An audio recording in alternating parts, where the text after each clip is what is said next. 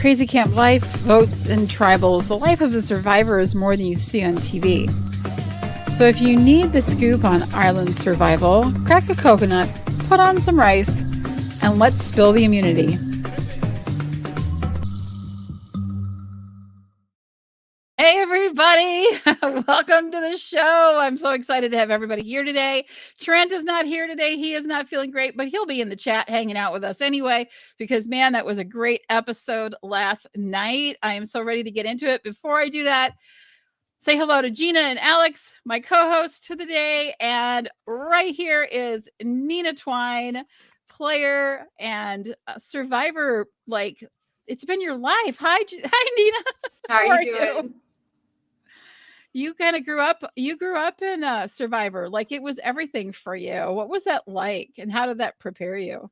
Yeah, it was really fun. Like, I think most people can relate to this, right? Your parents have this passion that they kind of show you. And when you're younger, you're like, oh my God, this is amazing. Then you're a teenager. You're like, can I do my own thing, please? Like, come on now. Sorry about the fire department. They're passing by. And then you get older and you're like, wow, this is actually really cool. And thank God I got back into it, because of course, then I got my opportunity to head out to Australia. And I kind of had that, it was still fresh in my mind, because my mom, we love playing Surviving Thanksgiving, Surviving Christmas, Surviving the birthday. Like, we do a lot of little family games like that. So it's always been a part of my life, year in, year out, even if she's on or not on. That's incredible. What a like an inside look. We talked last week about Bruce. He had like 12 hours in the game or something crazy like that. Do you think that gave him an advantage? No, not at all. And I personally, if I was Bruce and somebody said something like that, I would have then been like, oh crap, they're putting me on the spot.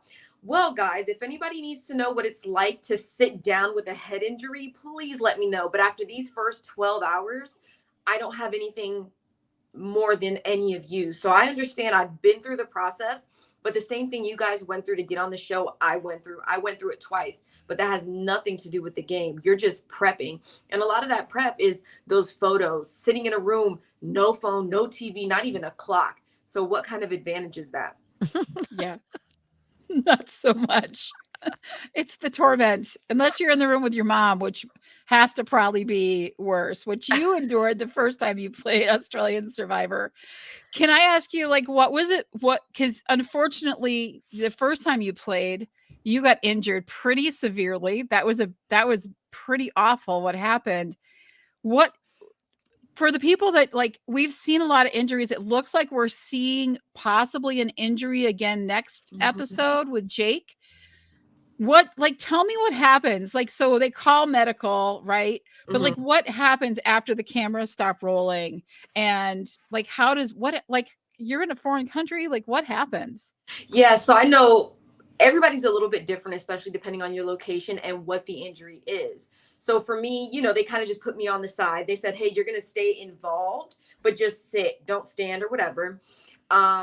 To get out, they did show that I got a piggyback ride from like 10 different people, which was amazing, because I'm like, oh my God, I don't have to walk.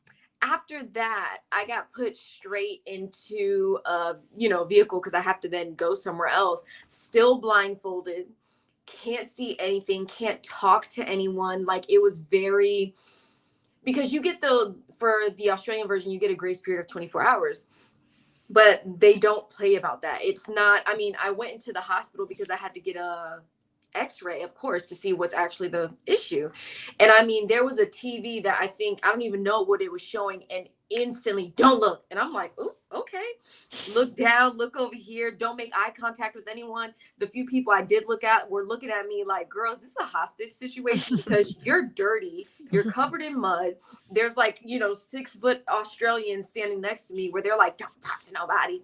Straight into the room, not talking to anyone, barely even talking to the doctor, just in the sense of, anything medical, like, what do you feel? That's fine. But hey, so what day is, like, there is none of that. There's somebody right there with you, because you need to be taken care of, but you're also still in the game. And that's not fair. If I come back in and I'm like, oh my God, guys, I got to see this and I heard that, like, that's not cool.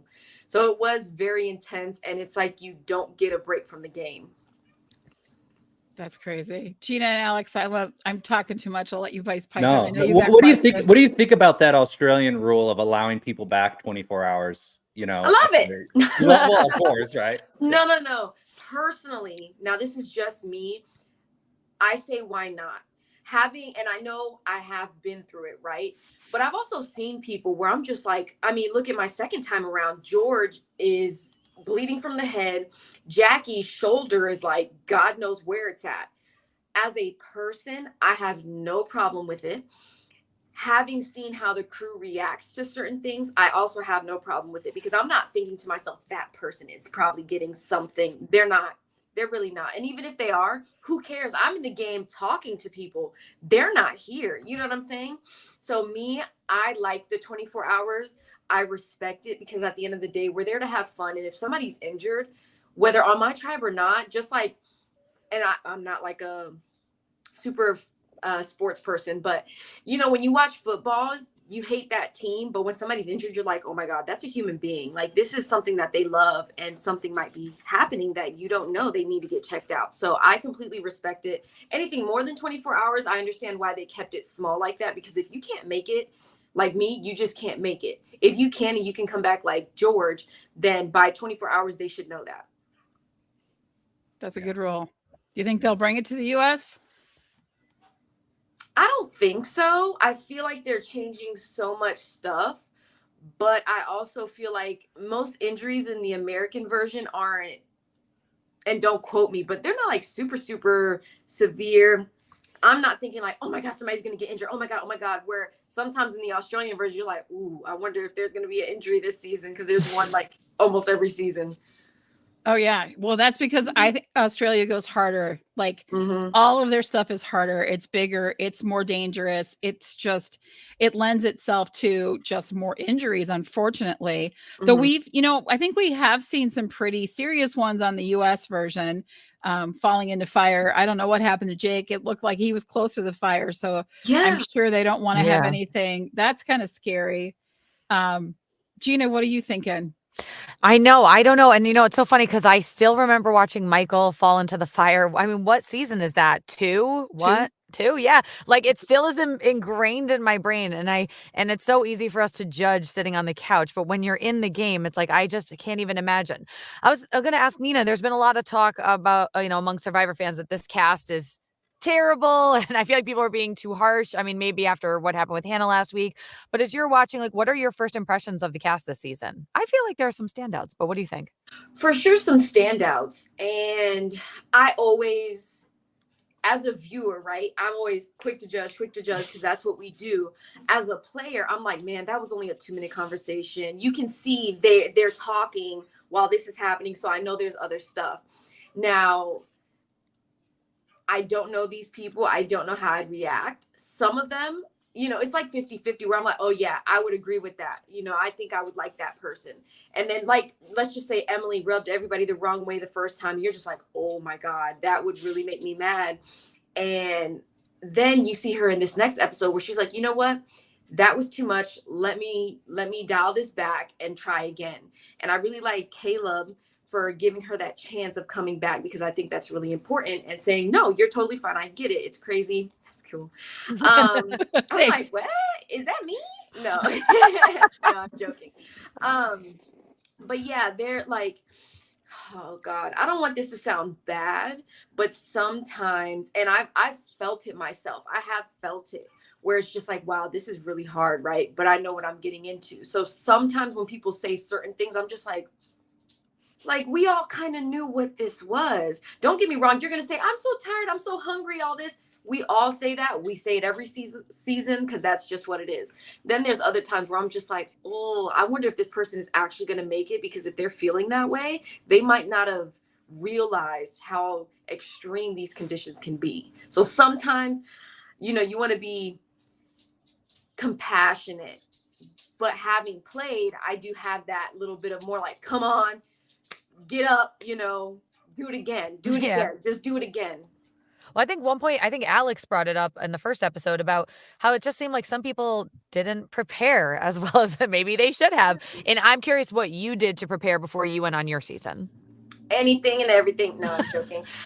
So I'll say like, because the first time around I was with my mom, right? So I got to see how she prepped firsthand.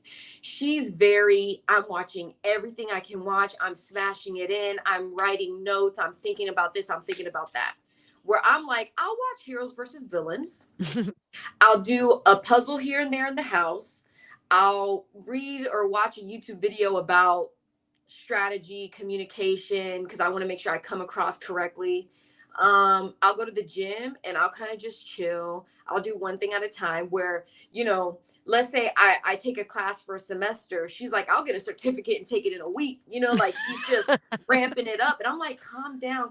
Like, I don't want to do that. But yeah, no, I did prep with fire. My main thing, I told my mom, I want the fundamentals, right?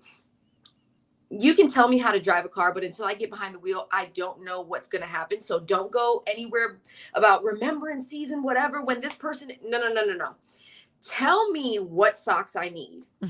Tell me when I see this fruit, when it's good and when it's bad. We went to like a Hispanic store, got some breadfruit, got some coconut, practice cracking it open, what it smells like, what it looks like, things like that. I want those fundamentals. So the part of the game that's really hard mentally, where I'm hungry, tired, and all that, I can already be prepared for it. So I can be clear to address all the strategic stuff with all these people I don't know, all these twists I don't know are going to happen, and neither do you. So have those fundamentals that you can get through the night. You can sleep, you can relax so that you can focus instead of, because I've talked to people where they zone out and they're like, damn, I'm hungry. And I'm like, you're not even listening to me. Okay, well, so I don't want to be that person.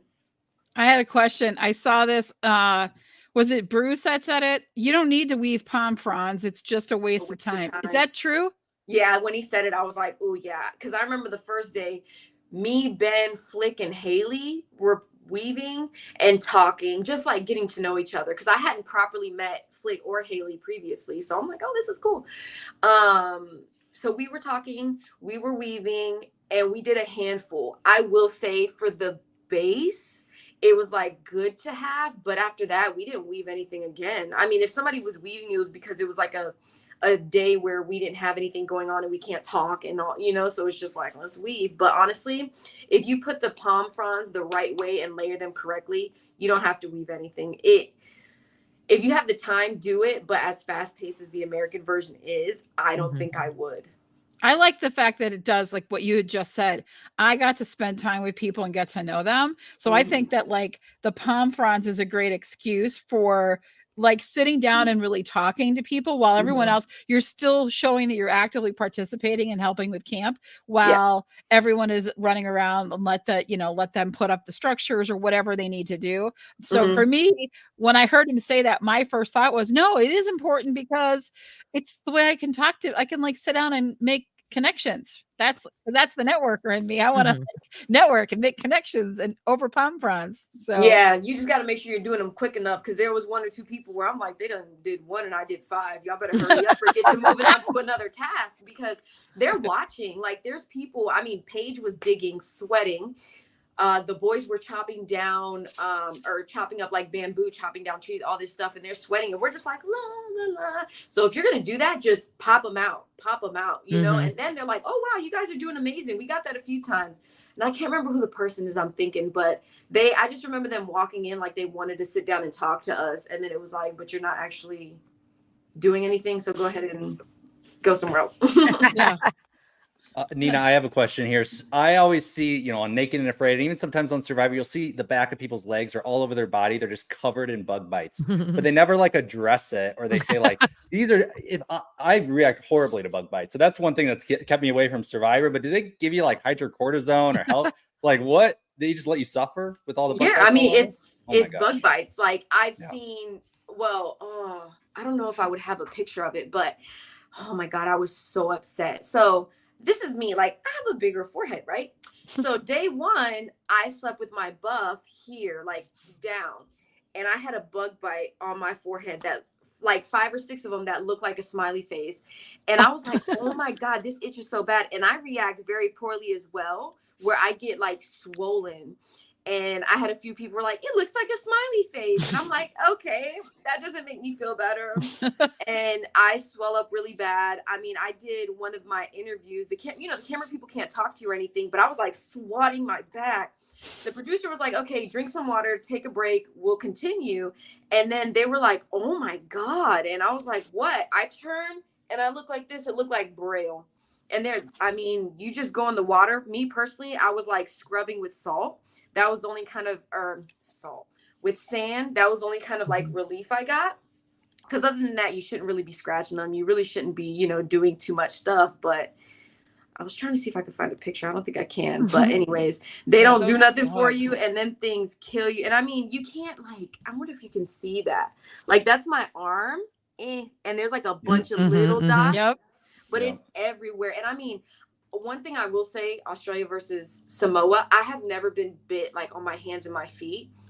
On the I'm not like calloused, but this hard, I had bites on my hands and my feet, and then you don't get relief from scratching them because your skin is so tough. And I'm just like, oh my God, what is this? What are these things out here? Because it's ridiculous. Wow.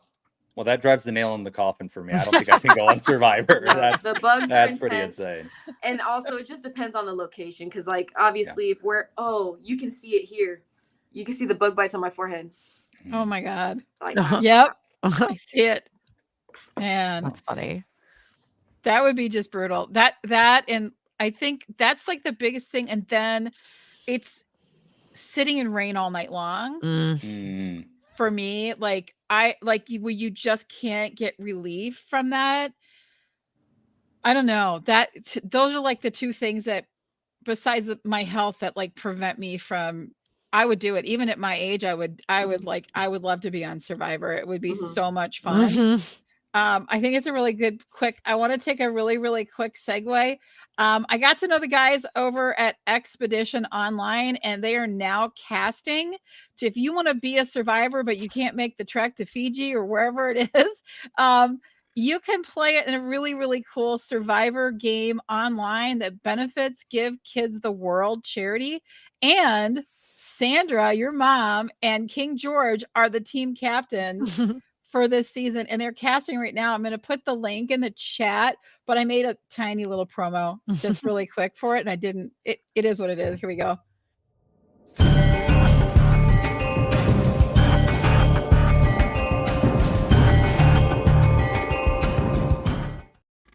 Yes. This is the way I can play Survivor, from the comfort of my couch. Those games are intense. I did my first one like 2 months ago, and I couldn't sleep. Oh my goodness. But I made it to final 3. Did you? That's awesome. Me, James, and a fan, and then the fan won, which is amazing. Oh, that's awesome. That's awesome. Yeah, Trent's in the chat. It definitely looked like Kendra got injured falling off the beam in this week's episode. Oh, when she hit that beam, yeah. me, my dad, and my partner, we at the same time were like, ooh. Yeah. That's tough. That was tough. Yeah, I don't know. Bobby tuning in. Australian Survivor is far more superior than the US version. Hey, giving you some props. It was. I have to say, I talk about this. When people ask me, I'm like, you have to see, and Heroes versus Villains, the best like season, and you guys won a ton of awards for that. So congratulations on that. But man, it was just truly a masterclass of strategy. I think that was the biggest thing I took away from it, was the strategy.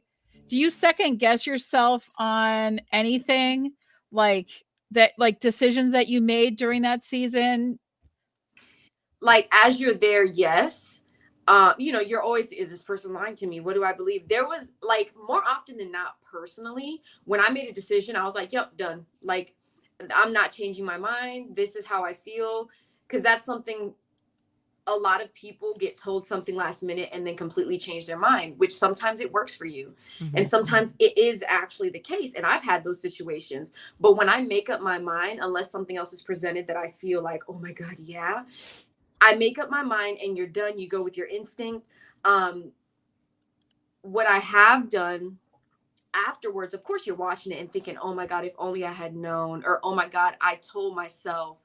I mean, obviously playing my idol for myself, I do it in, time and time again. However, I was going to play it for Sam. I said it in a bunch of interviews. Thank God they did not show it, because then you're sitting there and you're just like, that was the only time of the entire game. We all make mistakes. We all do really good things. You see some of it, you don't see some of it.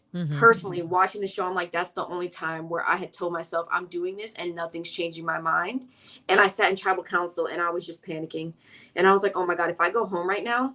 But this is something I tell myself anytime I have those moments, whether I'm watching somebody else's season or thinking about my own, if anything had changed, right? I made Final 5 of 24 people. If anything had changed, I could have been gone that night, the next night, the night after that. Or I came out Final 5 and I have some amazing relationships with some amazing people that I could tell you right now, if I popped up in Australia, I'd have at least a handful of beds or floors that I could sleep on, right? No, like literally, here's a key to my place. I've had people do that, right? So there's nothing in reality that I would change about my game knowing now. Now what I know and what I came out with, I would not change anything. Going back, of course, because then I'm going to have a better chance of winning. But that also then, you know, the butterfly effect. I save Sam that night. Maybe Sam and Sean team up, come after me. Then I got to jump ship and, you know, like all The these what things. shoulda, woulda, couldas you can't even get into. You can't, because then you're going to dampen your whole experience. And there's no need for that. There's so many things in this world to be upset about and whatever and regret. One of those, or Survivor, excuse me, is not one of those. You just keep it moving. Yeah. I saw you make congratulations on Final 5. I don't know if I ever really told you that. I was so proud of you and so happy for you. I knew you were still in Australia. Like you would be gone back for like the finale stuff and like hanging out down there. And I'm like, I don't know what time it is there. If I bug her, if I send her a message, it'll make her phone go off. I don't want to do that. So I kept being like, I gotta say her. But I did say, when you found the idol, like you grabbed it. I'm like, I literally shouted out loud. I don't shout at the TV. I'm like, Nina found an idol. I was so excited for you because I knew what like that was like a bucket list. Like let's get these things. So I was so happy. So congratulations on that. That was so cool. They're hard to find, aren't they?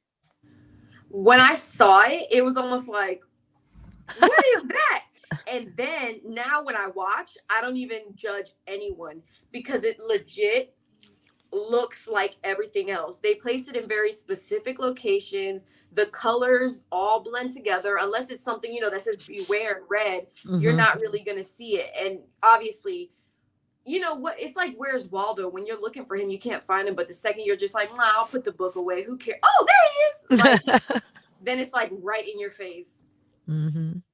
What do you think of the Be Aware advantages this season? Because they did mix them up. So now it's a series of things that they have to do. What's your opinion on that?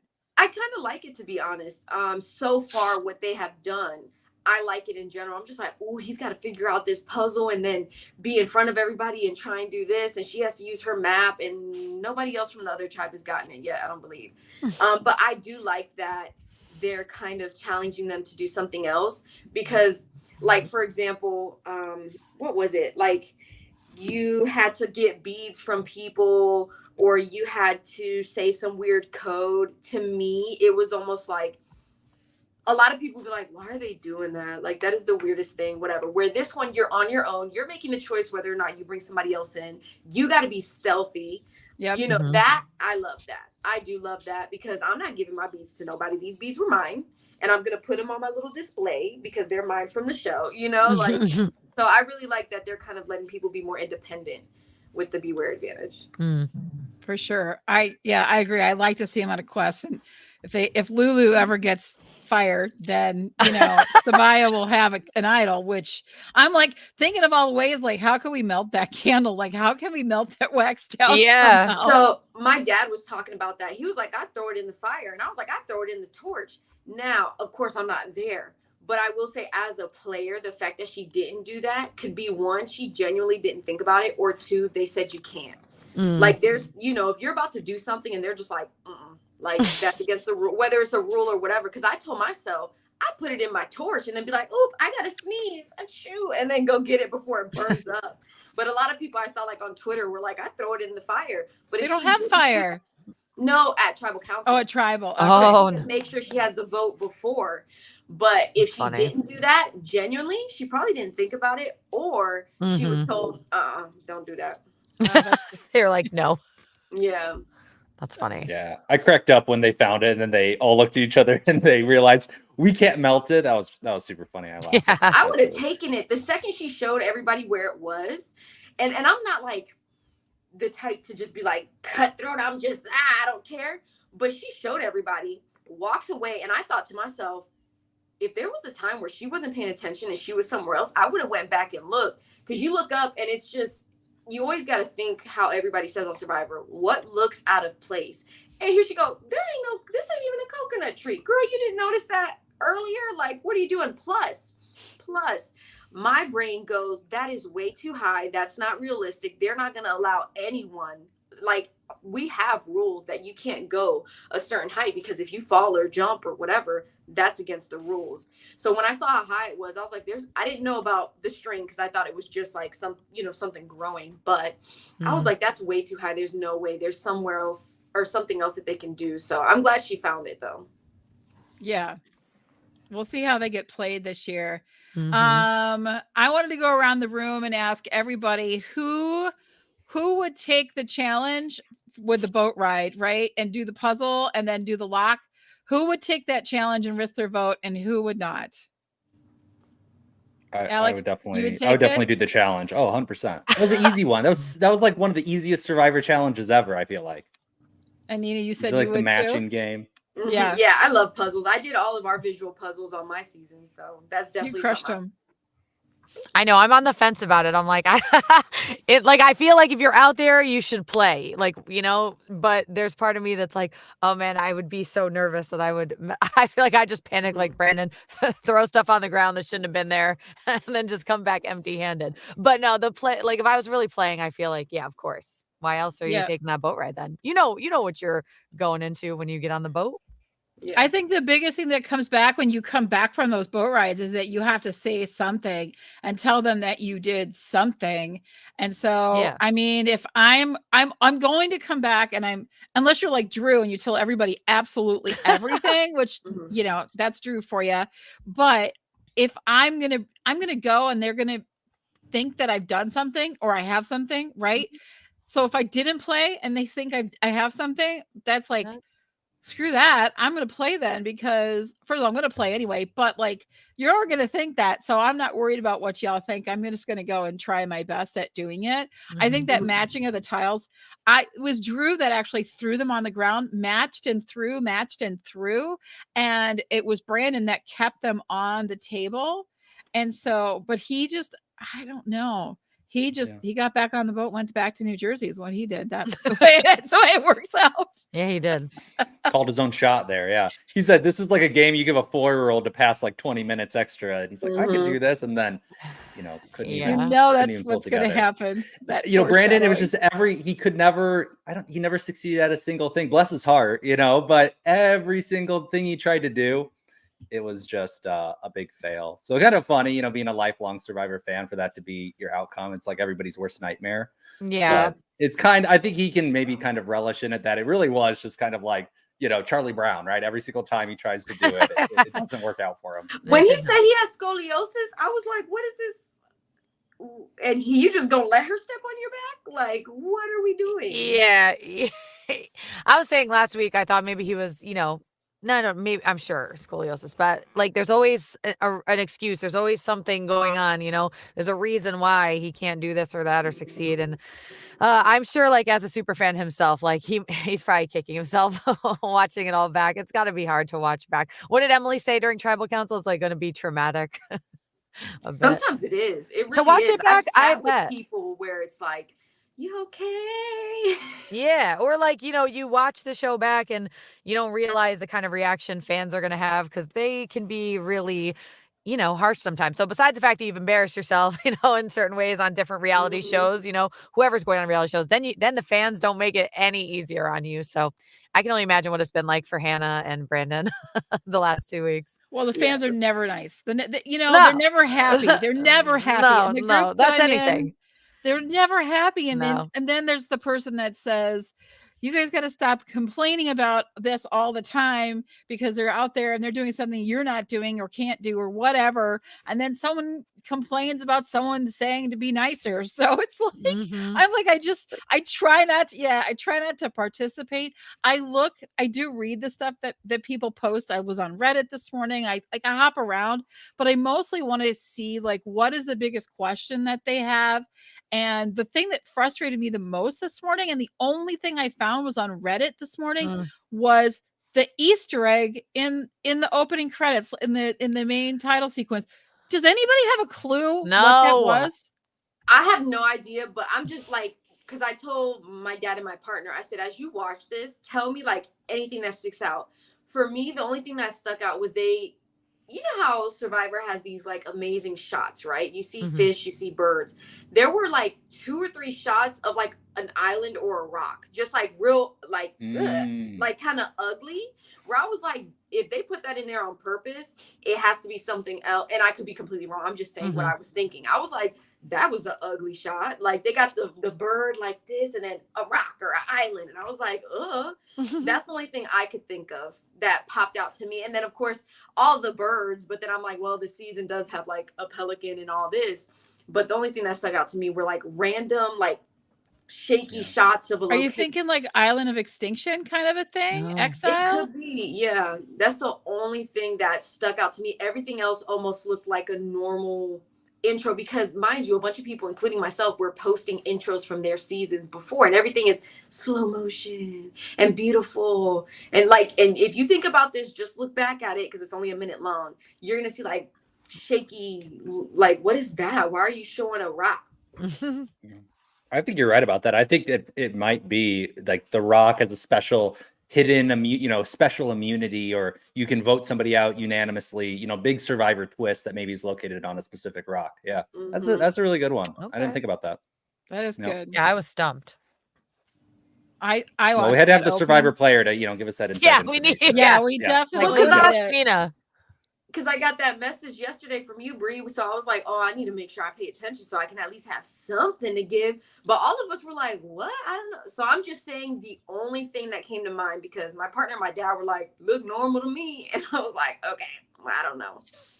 Yeah, the thing that I caught, and I literally watched it probably 20 times this morning. I was looking at how many times the number 45 flashed. Because they were like you said, it was very, very choppy, and they were like quick 2-second, not even a whole second of flashes of things, and 45 came up around 10 times, and the word Survivor, either just the word or in the icon, came up 8 times. So that's 18. That's a cast of 18. I don't know if that means anything at all. Maybe we need a. I don't know. Maybe we need a fan to do like Morse code for that. Like, I know. The time in It reminds me of that meme of Charlie Day with like the conspiracy theory with like all the strings on the board. She's like, it could be this or that. I have no clue. I watched it. I was like, I don't know. And nobody seems to know, but I like Nina's point the best so far. Yeah, that's a really good theory. The music was a throwback. Jeff was pictured in it. Jeff has been pictured in David versus Goliath, Winners at War, and Samoa in the previous main title sequence. So that was something that was maybe a throwback, because he did say it would be a throwback kind of a thing. So I don't know what that means. But I'm still now I'm thinking maybe it's a special place, or it's an exile, or they're gonna get voted out and come back in some way, shape, or form. I don't know. I like that. Trent saying it's possible J Maya solves the flag without Austin. I agree. She's working on it. She already sees that it's there. I would immediately see. I mean, but see, for me, I would have to like find a way to draw the rest of the letter or something. Yeah. But you can't do that because then you leave that clue for everybody. But like, you don't have pen and paper, so you can't like copy this stuff down. So I like that they did that though. I think it's really cool. Yeah, it's really cool. Yeah, that's really cool and stuff. I was going to talk about a couple other things, but I really wanted to I know, Nina, you don't have a lot of time with us. We appreciate you being here. I wanted to get who do you think is the best strategist, or has the best strategy so far in this season?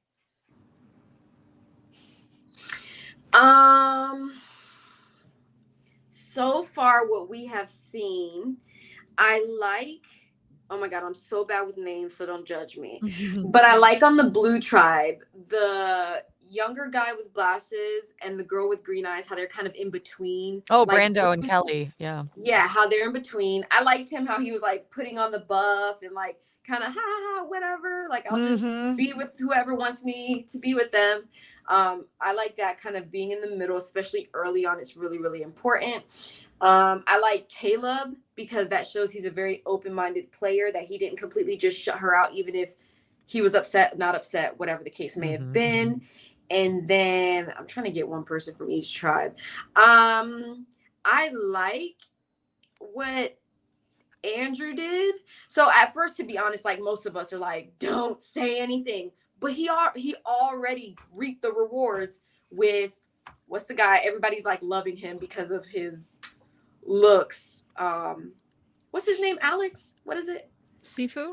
Who, Austin? No, Austin? Austin. I said Austin. Alex. So Drew said what he needed to say and said, screw it. They're going to think I have something anyways. Maybe this will benefit all of us. And boom, already Austin told him he found something. Yeah. So this is amazing. Everybody's going to trust him even more. And we're early on in the game. This is the point where everybody, other than Emily, is kind of like that kumbaya. Oh yeah, this is so great. Oh yeah. Like when you're new at school, right? You just want to be nice and see who you gravitate towards. Then your real personality starts coming out. So the better you can do at the beginning to make those relationships early on, the better you're going to do later on in the game. So maybe Andrew, although some people are like, maybe he shouldn't have said that, he's already, creating a relationship where Austin is like, oh, he seems like he wants to play a trustworthy game. The earlier you get people to believe that and feel that, the longer and the harder it's going to be for them to turn that off unless you do something really dramatic. Yeah, I do like that he was saying that he wants to be like the new JT and Steven, which was such a great alliance. So, in the earlier seasons. And so, yeah, I was a big fan of that. I also like Brando and Kelly. I said it last week too. I was like, I just have a good feeling about them. And there was somebody else that I thought was playing a really good game. Caleb. Yeah, Caleb. I thought Caleb's approach to Emily was very smart. And I really did like the way he showed her compassion. And it was like compassion and strategy, all together. It was a very, very, very good move. And, Julie saying she was taking on that mom role, like people are really gravitating towards it and she's really embracing it. So I think there are people playing some really interesting games right now. I see Julie very similar to like Jerry from your season, where like they want to bring her along. I mean, she definitely has a better wherewithal. I know, but like, you know what I mean? Like she was my third pick. I had Caleb, Brando, and Julie because I think Julie is one that you'll just bring her. She's not threatening. We'll see how like self-aware she is when it comes to like her gameplay. It's like I think we'll see with Emily if she changes her stripes. I don't think she will. I think when tough conditions really wear you down, you get stripped down back to your basics, and who you are is who you are, and that will come out. So I don't think we'll see a lot of change from Emily. But yeah, I think Julie is like that player you bring to the end because I don't think she'll get a lot of votes. I think that she'd be the player that I would want to have. And she's going to be like that mom that supports you and will also tell you like, nah, I don't think that's a good idea. Hopefully. I don't know. That's been my picks the whole time. Alex, what do you think? Well, Sabaya has definitely stood out. I mean, because it's been their tribe going to tribal council. And I think Emily had a little bit of a redemption arc. I think you're right, Brie, of like, she might revert back to kind of her tendencies of being aggressive. I think Sabaya, when she said, you're so adamant about not being liked, right? You identify with that. And then you're surprised when people don't like you, and that changed something in Emily. And she kind of had a revelation. And Jeff even addressed that in the tribal. He was like, when we interact with our friends and our family, they're more forgiving of maybe our aggressiveness, and, new people, they're like, please. Right. And I think I think Emily kind of went into the weaker, meeker position. And then Sabaya almost is entering a villain arc almost, because she's in control of the game 100% on the yellow tribe. She's in a good position. She made the call, they asked her, what are you doing? And, I feel like she might be playing a little bit too aggressive of a game, because even in her tribe, or even just like the general thing, it's all about the vibe, right? And that was her thing with Emily, is like, the vibe isn't right with you, right? And I think Caleb, in that moment, when he had that, high, like, hey, I get it. He empathized. He had he has really high emotional intelligence. I think Caleb does. I think Sabaya might hold grudges against people, and that might drag her down later in the game. So I think Caleb's pretty strong. Yeah. Yeah. 100%. I have to ask the question then, since we talked about tribal, I want Nina's take on this. What do you think of our water boy? When he said it, even I put a tweet and I said, not Jeff calling him the water boy. Like, I get, it's one of those things where it's like, like, I get what you're trying to say. Like, you're giving somebody a participation award. Like, they didn't get bronze, gold, or silver or whatever, but you're like, here's just for showing up. Like, sometimes the way Jeff says stuff, I'm like, ooh, that would have hurt my feelings. That would have hurt my feelings. And I said, look, at least he's a part of the team. He got his opportunity, but my dad was laughing, and I was like, I don't think he realized. I mean, you know what, Jeff, he probably realizes, but I was like, that's just rough. I would not have taken that well, I don't think. I was surprised he shared it. Like, it gives us a vulnerable side of Jeff, but I was just surprised that he was like, I didn't get picked for the team, but they like me enough to make me their water boy. And I just get Adam Sandler things flashing in my head. And then I'm like over here and I'm like, wait, like, Jeff, what are you talking about? So that's different. We would never see JLP doing that. No, I don't think you would ever hear him say something like that. And I think it's also like one of those things where, when somebody's trying to relate to you, but they're off topic, like, it's like, oh my God, I mean, I'm not trying to say nothing like dramatic, but like, oh my God, I fractured my ankle when I was on this show. I had an amazing opportunity and it just sucked. I'm like, oh my God, I fell off a swing the other day. And you're like, girl, what are you like? This is different. This is like a lifelong thing that I've been dying to do. And you're talking about when you were a kid, and like, I get it. You're trying to relate to me, but I don't know. You're off. Like yeah, you're off a little bit. Yeah. And JLP, for anyone that doesn't know, is Jonathan LaPaglia. He is the host of Survivor Australia. I've talked to Gina this week about it, and Alex a little bit, saying if anyone was going to replace Jeff, if he gets to like season 50, which is that big number, and he's like, all right, I'm done. I'm like, I love this, but I just got to stay home in the summer for a while. Do you think Jonathan would be a good, like, I mean, he could probably do both shows, right? Knowing how way he works. Maybe depending on filming, because it'd be in the like if he was in Samoa and they were in Fiji, But yeah, I really like Jonathan. He's very like, I like his presence. You know how, and I've been in the presence of Jeff when I was little, so I don't like really remember it.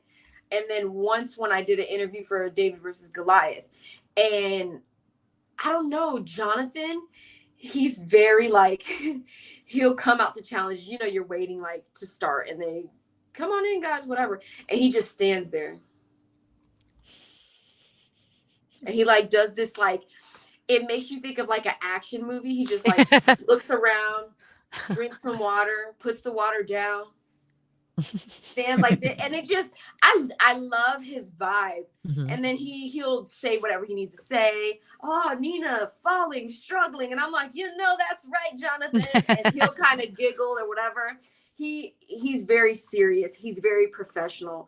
He sticks to the point, puts in those little, funny moments or whatever he can. He laughs. I love his laugh. He has really good energy. So I think he'd be a really good, if Jeff ever changed up or whatever, I think he'd be a really good addition, especially with the accent. Who doesn't love the accent? He's also like 6 foot something. He always looks like he has baby oil on him.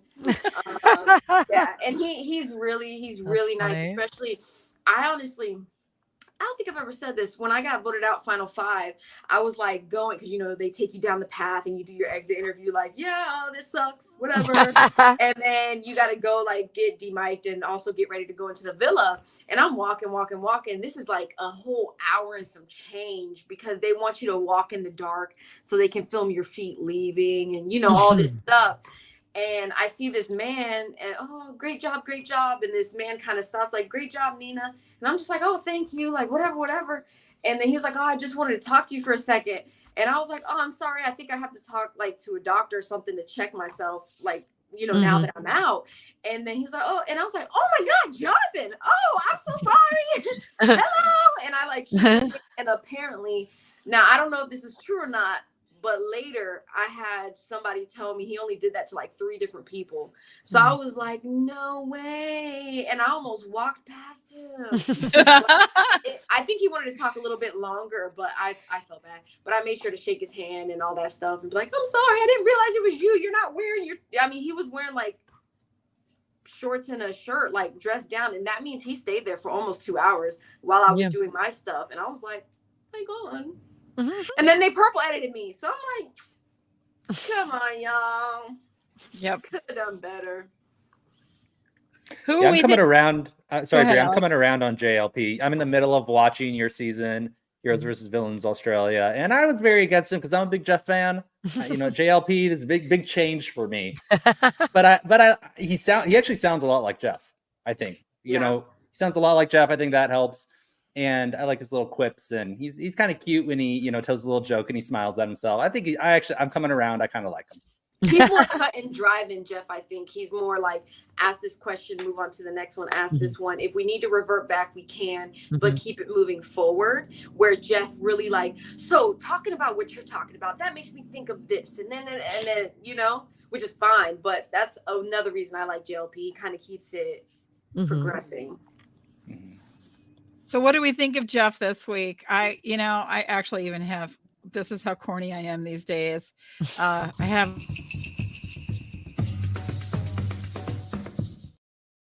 Yes, we need to award torches. Award torches. So Jeff this week, I thought he did a really great job. The water boy thing really blew my mind. Like I wasn't expecting that from him because usually at tribals, he doesn't give that like those I don't know if I remember him giving that kind of a personal story about himself.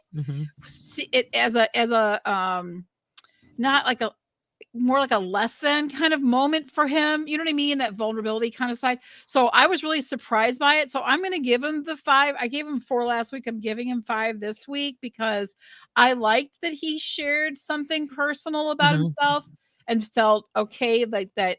Maybe it's the new after 40 Jeff, after season 40 Jeff, that he's all like, you know, he like got all like a new renewal to his step and his attitude and the way he interacts. We're seeing funny voices and we're seeing a lot of like, he's really happy about it. And then he's kind of like stinging people too. Like, oh, you still need to earn your Flint for the first time. Like, thank you very much. Like Captain Obvious just hopped in or something. So, but I want both of those things. I want that the like the tender like Jeff that's sharing something, but I also like the snark and the intensity in which he comes at things. So I'm giving him a 5. Alex, what do you give him? Yeah, you know, I'm thinking about the Brandon situation, how he said, you know, I was a water boy. And, you know, you think about Brandon, watched the show since 2nd grade, his whole dream. And, you know, I think it was definitely an olive branch from Jeff to say, you know, you're not a total failure. You know, when I was, you know, so I thought that was very sweet of Jeff. If it changed the vote, I would have been pissed because I wanted Brandon to go. So I'm happy that because he really stuck up for him in that moment and said, here's your value to the tribe. And if that changed, I would have been mad. But yeah, I'll give Jeff 5. I thought that was a nice thing to do and just glad it didn't change the outcome of the vote. But what about you, Nina? What do you think? I'll say 4.5 only because you just made that comment about changing the vote. Like if you're saying something that can then persuade somebody, as big of a figure you are in the show, which I didn't think about that till you just said it. Yeah, I wouldn't really like that. And the reason I'll say 4.5 is because especially being on the receiving end of some of those jokes, it is quite funny. Like when you're struggling and somebody's like, "Oh, look at," and you're just like, "Oh, yeah, I know." I like that about the show. I do think it's funny. And I'll say 4.5 because I wanted to not go down from that. I don't want him to start. I don't want this to sound bad, but sometimes it's like, I don't want you to necessarily overshare. Like, we are here. You're an amazing host. You're doing what you're doing for all these years, but we are here for the players. Mm-hmm. And I don't want it to be like he's now at tribal council, saying all these stories and stuff. And I'm like, wait, I just want to know who's going home. And I want to know why they're thinking that, not what you did in high school. Things like that, which is totally fine. Like, yeah, time and place. It's funny. But it's one of those things like, you don't go on Family Feud for Steve Harvey to give you a lecture about stuff unless it's on commercial break. Like I get it. I like the cut and dry Jeff sometimes during questioning and tribal council when they show like he gets intense. And I'm just like, I would hate to be on the receiving end, but I love watching it. Like that I like. And there's always room for change, but not so much that it can then be him sticking up for people and doing certain things if it's going to affect the vote. Good point. Gina? I'll give him 5. You know how I feel about his play-by-plays. What he said, he made me laugh so hard this week. I don't know if it was Sean, but he was like, the plate hits the water along with his face and then did it again. And it was making me laugh because sometimes people try to like smoothly dive, but they're just like belly flopping or just face planting into the water. I'm like, dude, just jump in. But yeah, his play-by-plays always get me. And he does have a great ability at tribal to put people in the hot seat. And like Nina, like, I don't want to be on the receiving end of that because it feels very intense. And I'm just a non-confrontational person. So it would make me uncomfortable. But yeah, I'm a big Jeff fan. So I thought he did great. Who here was watching Dee on the balance beam? She said she got those toes. She said she got that was something else. I was like, whoa, nothing could have prepared me when they actually showed it. I was like, okay, I mean that's a big toe. You weren't kidding. And I'm thinking it'll people. Yeah, I know. What was that about? I think it'll help her if they do that where you have to balance on like the little tiny ledges. Oh, yeah. If she can somehow use her toes for that, like get that. I don't know. Walking on the balance beam. I was like, dude, come on. That's funny. Bragged it up, and then it's like Brandon and the puzzles. Like it just wasn't like she went really slowly and they lost time. So I was like, all right, like you can balance, but you can't move quickly is basically what I got out of that. So what are our picks? We got just like a couple minutes left. What are our picks? Have we changed our vote? Alex, you had Dee, Brando, and I think Kendra last week. You sticking with that? I don't know. After the toe, I might have to reconsider here.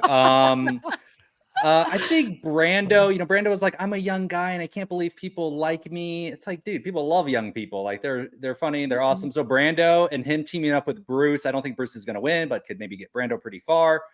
Caleb, I mean, I think, high degree of emotional intelligence to forgive somebody and maybe build a bridge there. So, and I think Kelly too, like Nina said, she has that ability to guys and girls, right? She says, I can bro out with the guys and I can girl talk with the, so very interesting. I like Kelly too, but still a lot to be seen. So yeah.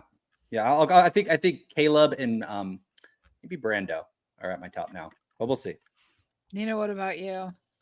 I like Caleb and Andrew, and I'm really, really wanting to see where the storyline is going to go with, oh my God, I forgot her name. The one that doesn't really like Bruce. Yeah. Katura?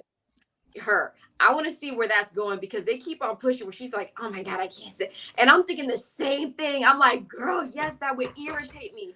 So I really want to see where that's going to go. If she's going to be the kind of, hiding the fact that she's like an attorney and a lawyer and all that. If that's going to then take her farther and being like, guys, do y'all not see this? And kind of be the one to point stuff out. Because I love doing that. So I want to see if she's able to do it. So those will be my 3.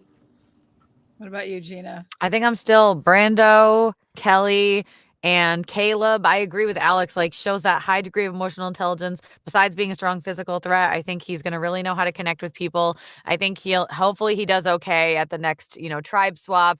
But also just tell me that Kendra doesn't sound like Drew Barrymore. She said something on the episode last night and I cannot unhear it now. They have the same way of speaking and I cannot get it out of my my head. But I'm also with Nina too. Like Kat is on to Bruce and she's doing such a good job of not, just word vomiting like Emily does and trying to rally troops. Like she's just sitting back watching. And I hope that she can go far because she seems very perceptive and not easily swayed, but she does a good job of hiding that. Yeah, I agree. I'm starting to really like Kat because she's questioning things. She does seem to be fully aware of all of the stuff that's happening around her and how people are relating with each other and what's going on. Mm-hmm. And I think Caleb, we talked about it last week. I think Caleb is going to stay behind Sabaya because Sabaya is really, really good at putting a target on herself. Because she has the physicality, she's definitely like smart and knows a lot of things, but she's not she doesn't hold back as much as I think she should. Mm-hmm, mm-hmm. And Caleb's like, go right ahead because I'm going to stay right back behind you and they're not going to see the puppetry that I can do in the background. And I think his move with Emily was so incredibly smart. So yeah, I have Caleb. I like Brando, but I don't know. I'm like on the fence with him now. I might put Kat in that spot. And I'm still bringing Julie along because she's really aware of like, I need Drew to know that he can't make it another day in here without me. And that like smart girl, like that was like, I got that. Like, I understand she's making it feel like people need her to be there. And I think that will help her not be a threat, but be like, oh, but how would I get, she's like this for me or whatever. Support. So yeah, that's the support. And I think when you get out there, you must really you really need it. That's why they blurt things out. Like they share secrets and stuff that they shouldn't share is because they're just like, we're craving that intimacy with somebody, that like person that we can confide in and has our back. Like we need that in our everyday lives. So I'm assuming it's even more intense on an island with no food and possibly no fire. So, yeah. So I think Julie's is playing that role extremely well. I'm already looking forward to merge. Is anyone else? I'm like, I can't wait to see these. Yeah. Swap them. Change it up. I know. I'm really excited to see what happens. I'll be very interested to see which people from other tribes start to connect with others or who stays together. I always love drop your buffs. I'm like, let's go. Next week? Yes. No, maybe another week. How long before they swap it up? I think if they getting decimated. I think if Lulu gets decimated, that we're gonna see not a merge, but drop your buffs. Swap, we're gonna do a tribe swap, and I think that'll be really interesting down to 2 tribes. Just because, they don't stand a chance. And if that breaks up Sabaya and Caleb, which it probably will, can you imagine if Sabaya and Emily end up on this? I was about to say together. And will Sabaya's prediction come true that Emily would cut her throat? I mean, that's her worry. And I really wonder, that was such a crucial decision, for them to keep Emily, but I think it's what they needed to do to keep the tribe at least competitive to win something. I'm so interested in that dynamic. That was a good point, Bree. Yeah. I mean, it's going to be those two. They are oil and water personally. We got to wrap. Last thoughts before we go. What are we thinking about next week's episode? We saw a quick preview. Anybody got any thoughts on what we can expect to see next week? Is Jake going to be okay? Yeah. He's on the ground. I was like, oh my gosh. I am so interested to see if it ends up being, just a little something or like a medevac, Hopefully he's just dehydrated. I hope so. I know. I'm like, just something quick, please. That'd be so unfortunate. But that right at the very end, that shot, I was like, oh my gosh. And then that's the end of the preview. So that's what I'm most interested to see. Yeah, I mean, we didn't see much of Sifu last episode. It didn't even show up. Where was he? He's in a tree. So didn't you know? He was in the tree the whole time. He was spying the whole time. Yeah. But yeah, I'm really interested to see is Lulu going to go down to 3, and then are they going to do a tribe swap, or they're just going to be like, hey, you go over there, you go over there. I don't know. If Lulu loses again, that'll be pretty rough for the season. I think I want to see somebody lose again. I want to see another tribe go to tribal council and scramble a little bit. So that's what I hope happens. I want to see the challenges. It was like a whole hour yesterday, and I'm like, is there not a reward challenge? Is there, like, if we're gonna do 90 minutes, we can't have 2 challenges? So I just want to see what the challenges are gonna be. Yeah, I want to see the fit. Well, they gave a little bit of a reward with the challenge with the fishing gear and things like that. So they got a little something, but I definitely I like the reward challenge. I loved your spa day because so much shit goes down in the spa days, or those like Oh yeah. those like when you actually like get away and you like can relax a little bit more.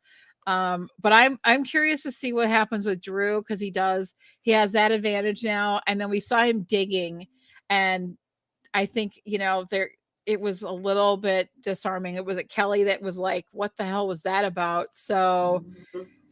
I think Drew might be too smart for his own good and not, oh crap, I shouldn't have done that. You know what I mean? I think he might, he'll know it. Not like Emily, who won't think about it. If she does something, she'll be like, I'm going to call.